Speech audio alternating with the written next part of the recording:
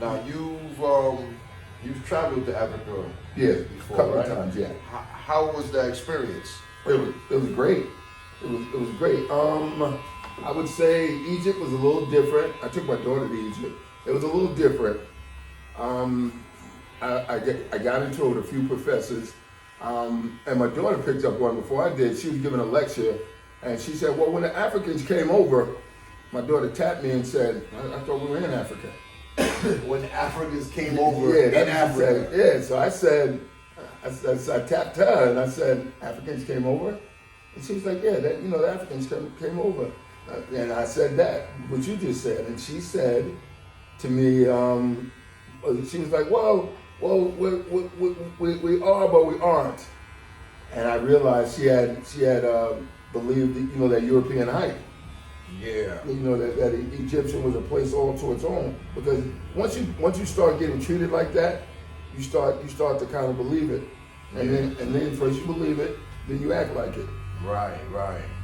Especially when it's passed down through generations. Yeah. The more generations, the more lost information. Yeah, definitely. Like you said, after a certain amount of generations, now that's what it is in their mind state. Yeah. Mm-hmm. And you wouldn't believe how they treat Christians there. Unbelievable how they treat Christians there. Right. It's terrible. Now there's a situation stirring up about that because how they taught us to be Christians and well, here's what's interesting about that. Christianity was in Africa long before there was ever in America. So it's a little different.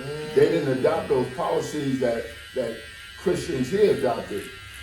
Christians here, it was just a little different. In Africa, they made up their own policies and procedures based on how they live. Right. So how you come up with there's a new church around the corner, yeah, and they do it their way, different things. Right. That's what Africans did. They developed Christianity to suit their needs, and it worked out for them. Absolutely. Wow. But Egypt is a Muslim spot, heavily influenced by Muslims. Right. So, and that's what I was figuring because Muslim is a very powerful religion over there. It's interesting. Man, like the things that we've learned throughout our passage of life. Crazy. Like, do you know Gucci, Louis, and all these symbolize Symbols. those symbolize clothing lines were patents from Africa? No, I didn't know that at all. Yeah, like Louis Vuitton was from a certain tribe. The Gucci patent was from a certain tribe. It's just easy to take them, huh? And they just took, the designers took that patent and I guess, copyrighted it with their contractual papers, So it's interesting you say that because I teach African art. So the first thing I say in the class is there's no such thing as African art.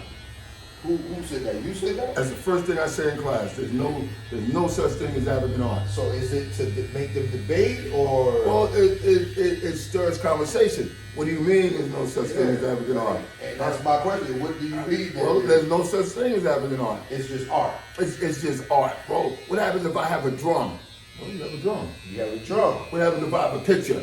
You have a picture.